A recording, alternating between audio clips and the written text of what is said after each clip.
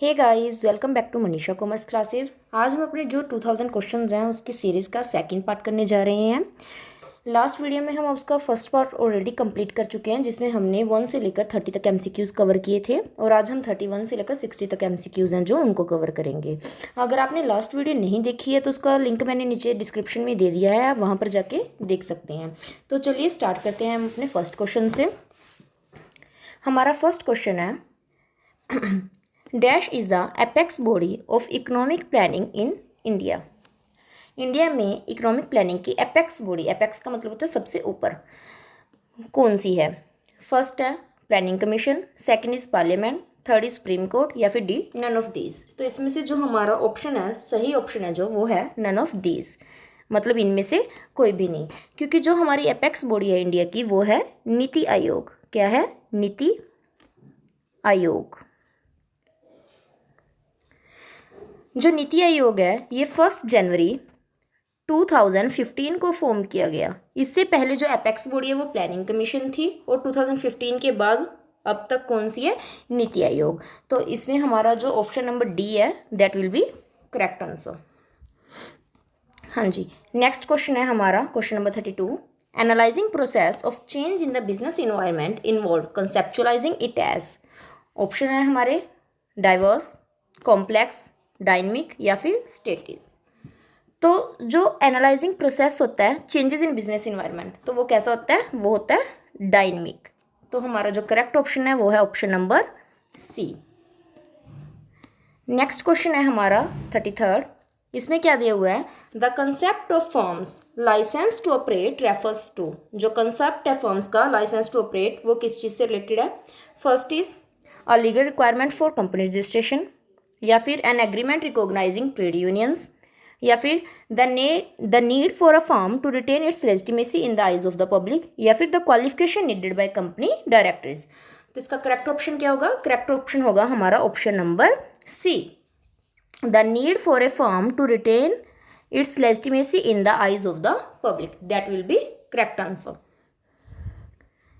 हाँ जी, next question है हमारा the transfer of assets from public sector to the private sector is referred to as.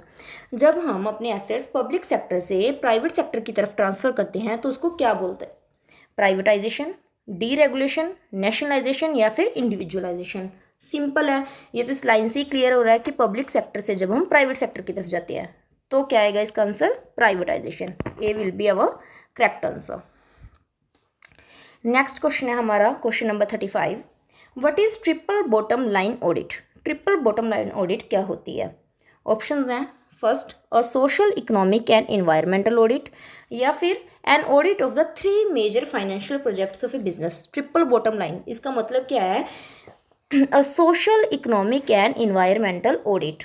ठीक है, a social, environmental and economic and environmental audit होती है triple bottom line audit. मतलब कि इकोनॉमिक ऑडिट तो हम करते ही करते हैं हमारे बिजनेस के रिलेटेड, उसके अलावा हम सोशल या इन्वायरमेंटल ऑडिट भी करते हैं, ताकि देखा जा सके जो बिजनेस है वो अपनी सोशल रिस्पॉन्सिबिलिटीज़ को, वो अपनी इन्वायरमेंटल रिस्पॉन्सिबिलिटी को अच्छे से निभा पा रहे हैं या नहीं निभा पा रहे।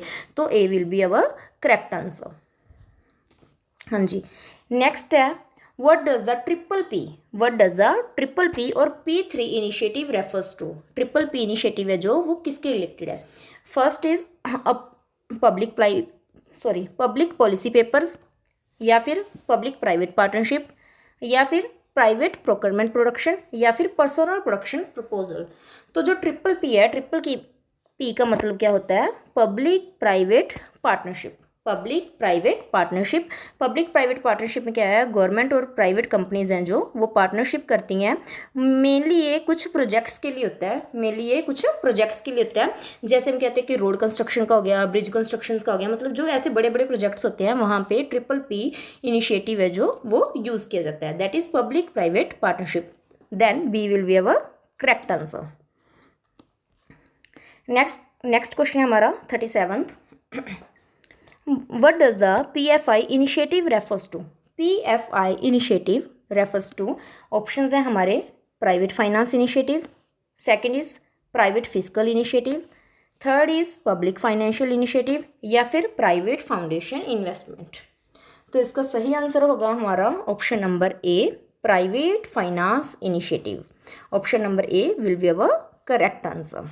अगर आपको वीडियो अच्छी लगे तो प्लीज़ वीडियो को लाइक ज़रूर करना और साथ ही साथ चैनल को सब्सक्राइब कर लीजिए ताकि आपको आगे के आने वाली वीडियोज़ की नोटिफिकेशन मिलते रहें। नेक्स्ट क्वेश्चन करते हैं हम अपना। नेक्स्ट क्वेश्चन हमारा 38th क्वेश्चन। 38th क्वेश्चन में क्या दिया हुआ है, ग्लोबलाइजेशन रेफर्स टू, ग्लोबलाइजेशन का क्या मतलब है।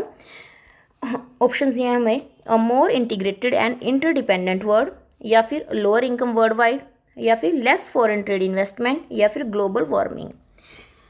तो इसका हमारा सही आंसर है जो होगा हमारा option number A, that is a more integrated and interdependent world. Globalisation हम क्या कहते हैं कि जो हमारा पूरा वर्ल्ड है वो एक गांव बन गया एक टाइप का, ठीक है, क्योंकि जो हम लोग हैं अब हम कहीं से भी परचेज कर सकते हैं, कहीं पे भी सेल कर सकते हैं, वर्ल्ड के किसी भी कोने से हम कुछ भी परचेज कर सकते हैं, कुछ भी कहीं पे भी सेल कर सकते हैं। तो क्या कह सकते हैं हम कि अ more integrated and interdependent world, जो वर्ल्ड है वो पूरा अब एक दूसरे पे इंटरडिपेंडेंट है, दैट विल बी,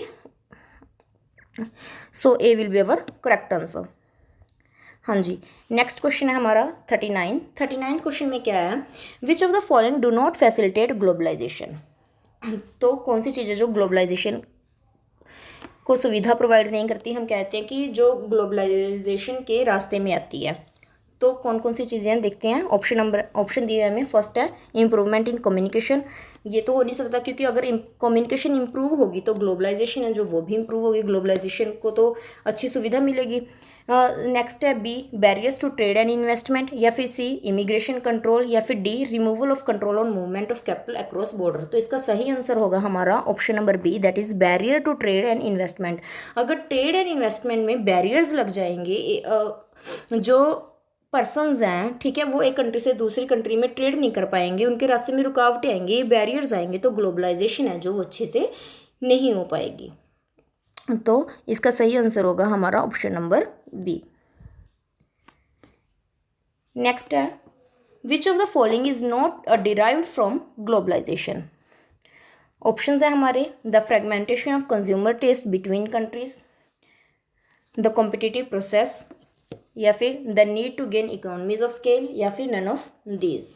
तो आपको क्या लगता है इसका सही आंसर क्या होगा। इसका सही आंसर होगा A, option number A, the fragmentation of consumer taste between countries. हाँ जी, नेक्स्ट क्वेश्चन है हमारा question number 41। Globalisation is beneficial for firms because, globalisation है जो वो फर्म्स के लिए बेनिफिशियल है बिकॉज, फर्स्ट ऑप्शन है it protect them against foreign competition, second is it cushions them from the effect of event in other countries, या C it open up new market opportunities, या D it increase the risk and uncertainty of operating in globalising world economy. तो globalisation है जो वो firms के लिए beneficial क्यों है क्योंकि वो उनके लिए नई मार्केट अपॉर्चुनिटीज़ है जो उनको खोल देती है। मतलब क्या है, पहले जब हम सिर्फ अपने इंडिया में ही ट्रेड कर सकते थे, इंडिया में ही सामान खरीद बेच सकते थे, अब क्या है कि हम वर्ल्ड में कहीं भी अपना सामान बेच सकते हैं, कहीं से भी इंपोर्ट कर सकते हैं, कहीं पे भी एक्सपोर्ट कर सकते हैं। तो ग्लोबलाइजेशन के साथ क्या हो जाता है कि जो नई मार्केट अपॉर्चुनिटीज़ हैं वो ओपन अप हो जाती हैं। तो हमारा सही ऑप्शन होगा ऑप्शन नंबर सी। हाँ जी, नेक्स्ट क्वेश्चन है हमारा, globalisation can create problem for business because, globalisation है जो वो बिजनेसेस के लिए प्रॉब्लम खड़ी भी करती है, प्रॉब्लम क्रिएट करती है। कैसे, ऑप्शन दिए हैं हमें, it can result in more competition, second is it increase vulnerability to political risk and uncertainty when operating abroad, third is it means that they can increase price, या फिर D all the options are correct. तो इसका सही answer होगा A, it can result in more competition. क्योंकि जब हम globalisation हो रही है अब, तो ग्लोबलाइजेशन से क्या है कि कोई भी कोई भी बिजनेस कहीं से भी इंपोर्ट कर सकता है, कहीं से भी एक्सपोर्ट कर सकता है। तो इससे क्या है कि जो बिजनेस है उनके लिए कंपटीशन है जो वो बहुत ज़्यादा राइज हो गया। क्योंकि मान लो इंडिया में ही है, इंडिया में पहले सिर्फ इंडियन कंपनीज थी, ठीक है, जो अपना रोल प्ले करती थी, सिर्फ इंडियन प्रोडक्ट्स से जो बिकते थे मार्केट में। बट अब क्या है कि इंडियन प्रोडक्ट्स हम कहते हैं कई बार बहुत महंगे होते हैं, तो कुछ लोग हैं जो वो फॉरेन से प्रोडक्ट मंगवा लेते हैं जो ज़्यादा सस्ते होते हैं। तो जो इंडियन कंपनीज़ हैं उनके लिए कॉम्पिटिशन है जो वो अराइज हो जाता है। तो इसलिए हम क्या कहते हैं कि जो ग्लोबलाइजेशन है वो फर्म्स के लिए कॉम्पिटिशन की प्रॉब्लम है जो उसको क्रिएट करता है। नेक्स्ट क्वेश्चन है हमारा, an environment which is increasingly complex and turbulent display. Options है, more orderly competition, second is more predictable demand, third is a reduced risk of product obsolescence या फिर increase speed of innovation. Obvious है, अगर complex और turbulent environment होगा हमारा तो इसका मतलब क्या है कि जो इनोवेशन की स्पीड है वो बहुत ज़्यादा बढ़ी हुई है। जितनी ज़्यादा इनोवेशन हुई जाएंगी डे बाय डे, जितनी ज़्यादा इनोवेशन होंगी उतना इन्वायरमेंट हमारा ज़्यादा से ज़्यादा कॉम्प्लेक्स होता जाएगा। नेक्स्ट क्वेश्चन है हमारा question number 44। Which of the following is not a business opportunity generated by globalisation. कौन सी एक बिजनेस अपॉर्चुनिटी नहीं है जो कि ग्लोबलाइजेशन द्वारा जनरेट की हुई है। तो ऑप्शंस हैं हमारे access to low cost labour, second is cheap international transport, third is currency crisis and D is less stringent regulations of the business environment। तो इसका सही आंसर होगा हमारा option number C, that is currency crisis. It's not an opportunity, it's a threat. ठीक है, it's not an opportunity, so C will be our right answer. हाँ जी, next question है हमारा question number 45। To determine a country's attractiveness to business require. Options हैं a detailed analysis of elements in the macro environment, second is an assessment of the political and financial risk of doing business in that country, next is an analysis of competitive environment या फिर D all of the above। हम क्या कह सकते हैं कि एक country की जो अट्रैक्टिवनेस है, ठीक है, एक बिजनेस के लिए कंट्री की अट्रैक्टिवनेस है जो, वो हम किस चीज़ों से डिटरमाइन कर सकते हैं। फर्स्ट है detailed analysis of elements in the macro environment, जो मैक्रो के इन्वायरमेंट के एलिमेंट्स हैं उनको डिटेल एनालाइज करना।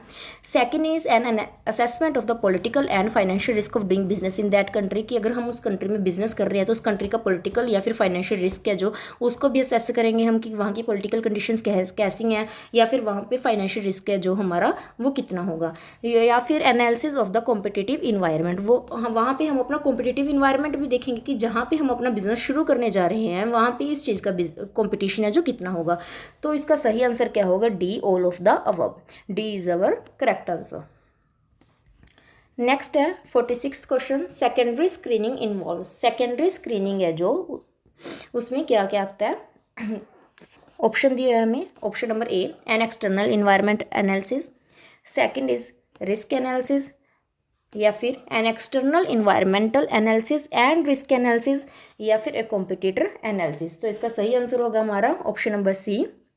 सेकेंडरी स्क्रीनिंग में क्या इन्वॉल्व होता है, an external environmental analysis and risk analysis. हम इन दोनों को एनालाइज करते हैं सेकेंडरी स्क्रीनिंग के अंतर्गत। तो चलिए 47 क्वेश्चन करते हैं। 47 क्वेश्चन में क्या है, the sale of substandard and hazards goods under defined conditions constitute. Sale of substandard and hazards goods under defined conditions constitute. Options हैं restrictive trade practices, unfair trade practices, MRTP या फिर none of these. तो इसका सही answer होगा restrictive trade practices, क्योंकि जो सब स्टैंडर्ड और हजार्ड्स गुड्स हैं वो किस चीज़ के अंदर आती हैं, रिस्ट्रिक्टिव ट्रेड प्रैक्टिसेस के अंदर, बिकॉज ये गुड्स हैं जो इनकी सेल है जो वो रिस्ट्रिक्टिव होती है।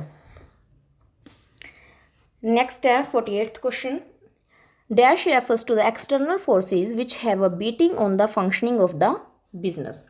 Dash refers to the external forces which have a beating on the functioning of the business. Option है हमारे इन्वायरमेंट, कल्चर, सिस्टम या डी नन ऑफ दीज। तो इसका सही आंसर होगा हमारा इन्वायरमेंट। सही आंसर होगा इसका हमारा environment. That is environment refers to the external forces which have a bearing on the functioning of the business, क्योंकि जो इन्वायरमेंट के फोर्सेज हैं उनका ही बिजनेस की फंक्शनिंग पर अच्छा खासा इफेक्ट पड़ता है। नेक्स्ट है 49th question, dash is a social movement seeking to augment the rights and powers of the buyers. तो ऑप्शन है हमारे consumer movement, second is consumerism, C flows या डी नन ऑफ दीज। तो कौन सी social movement है जो buyers के rights को और पावर्स को बढ़ाती है, हम कह सकते हैं। तो आंसर आएगा हमारा consumerism, option number B consumerism, जिसको हम हिंदी में उपभोक्तावाद भी कह देते हैं। Question number 50, industrial policy of 1948 aimed at. जो इंडस्ट्रियल पॉलिसी है 1948 की, उसका एम क्या है। First is industrialisation, second is growth of agriculture, या फिर डेवलपमेंट ऑफ इंफ्रास्ट्रक्चर, या फिर डेवलपमेंट ऑफ सर्विस सेक्टर। तो जो इंडस्ट्रियल पॉलिसी थी 1948 की, उसका एम क्या था, इंडस्ट्रियलाइजेशन। उसका एम क्या था, इंडस्ट्रियलाइजेशन। सो हमारा करेक्ट आंसर क्या है, ए। हाँ जी, नेक्स्ट है हमारा 51st question, by which act the government checks restrictive trade. किस एक्ट के अंडर जो गवर्नमेंट है वो रिस्ट्रिक्टिव ट्रेड को चेक करती है। तो ऑप्शन ये है हमें, industrial policy act 1991, MRTP act, या फेमा, या फिर नन ऑफ दीज। तो जो रिस्ट्रिक्टिव ट्रेड है वो किसके अंडर चेक किया जाता है, MRTP एक्ट। MRTP एक्ट की फुल फॉर्म है monopolies and restrictive trade practices. एक बार फिर रिपीट कर रही हूँ मैं, monopolies and restrictive trade practices act. Next है हमारा, the industrial policy resolution was first in. जो इंडस्ट्रियल पॉलिसी रेजोल्यूशन है वो पहली बार कब पास किया गया। 52 का आंसर होगा हमारा 1956। जो इंडस्ट्रियल पॉलिसी रेजोल्यूशन है वो पहली बार 1956 में पास किया गया।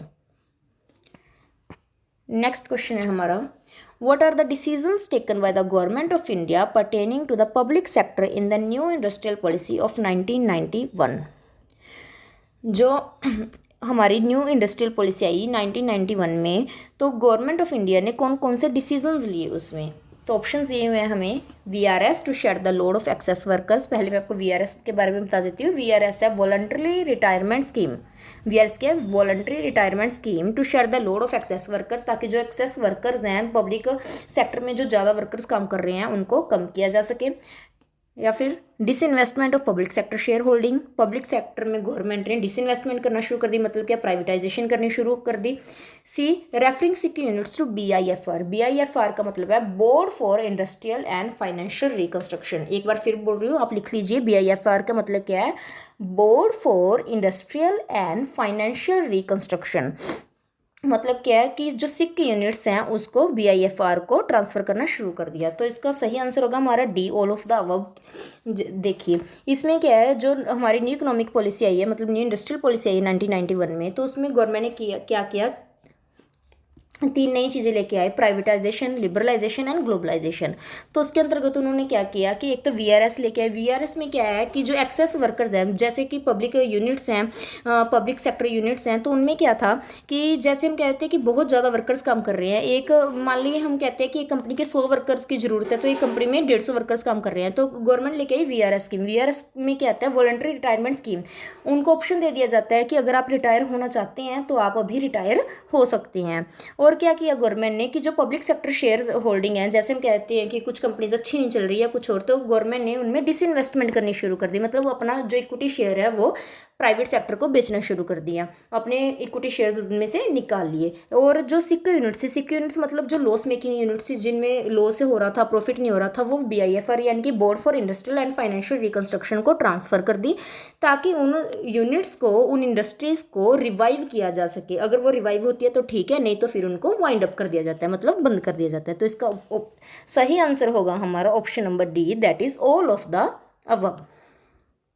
हाँ जी, अगर आपको वीडियो अच्छी लगे तो प्लीज़ वीडियो को लाइक ज़रूर करें। तो चलिए नेक्स्ट क्वेश्चन करते हैं हम अपना। Question number 54, privatisation of ownership through scale of equity shares is called.